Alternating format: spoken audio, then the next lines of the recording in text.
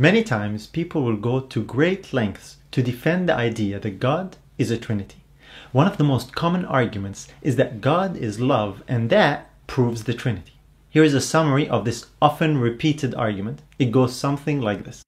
Now, one of it, for me, this is, I think, a slam dunk truth. Now, the Bible tells us that the supreme definition of God is love. By its very nature, love must be expressed in order to be love. God could not be love unless it was expressed. God, the Father, Son, and Spirit, has always existed, and that's why God is love. There's always been this perfect love between the members, the persons of the Trinity. Is this slam dunk truth really true? Is God's love dependent on the existence of others? Can God be love if he is by himself? Does this slam dunk argument really hold up when examined? That's what we'll find out today.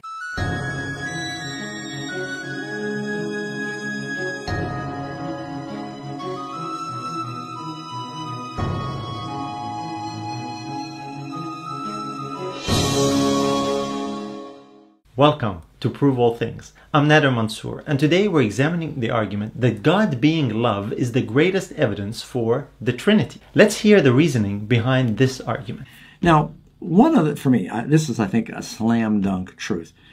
The idea that Jesus was created means that at some point a person believes that God the Father, perhaps God the Father with the Spirit, but these people also don't believe the Spirit is God, did not exist, which would mean that at some point way back that God the Father existed all by himself and there was no other intelligent being.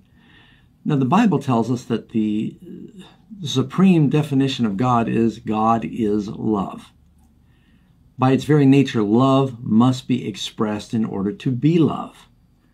So for you to say that there was a time when God existed and Jesus did not exist, God could not be love unless it was expressed. God, the Father, Son, and Spirit, something we'll talk about another question, has always existed, and that's why God is love. There's always been this perfect love between the members, the persons of the Trinity. The false charge that Christ is created is often leveled at us. We already dealt with the difference between begotten and created in a previous episode. And the Spirit of God is no less divine or personal than God who owns it. But I want to deal with this argument about love. It is a serious claim to say that if God the Father existed by himself, then he isn't love. The evidence being that there would be no one else for him to love. This proves that all three persons of the Trinity are co-eternal. Is this really true and good reasoning? Not at all. The first problem with this type of reasoning is that it makes God's nature of love dependent on external factors, namely someone else to love. God is only love because there are others to love. So if you remove those others, then God isn't really love. The other problem with this reasoning is that it confuses the expression of love with the existence of love. Here's how the Bible puts it in 1 John 4, 8 and 9. He that loveth not knoweth not God, for God is love. In this was manifested the love of God toward us, because that God sent his only begotten Son into the world that we might live through him. The existence of love precedes its manifestation. The tree makes the fruit, not the other way around. God is love, and that's why he manifests that love. The greatest expression of God's love to us is that he gave his only begotten Son. We can't deny the sonship of Christ thinking that we are defending God's love. We actually end up destroying it. By its very nature, love must be expressed in order to be love. God could not be love unless it was expressed. This is how God's love is destroyed.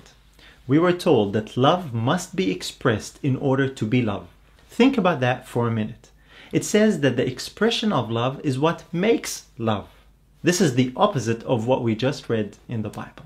Further, we are told that God could not be love unless it was expressed. This implies that without someone to love, God was selfish if he was all alone. This is another limitation of the Trinity God. You see, a poisonous snake doesn't become poisonous after it bites someone. And no one would imagine that restricting the snake from biting would mean that it's no longer poisonous. Such is the absurdity of this slam-dunk argument about God's love. God told Moses that he is merciful and forgiving. According to the reasoning that we're dealing with here, that would mean that God was not forgiving before sin existed. Therefore, sin existed as long as God existed in order to prove that he is forgiving. This, of course, is total nonsense. It confuses God's forgiving nature with the expression of that forgiveness.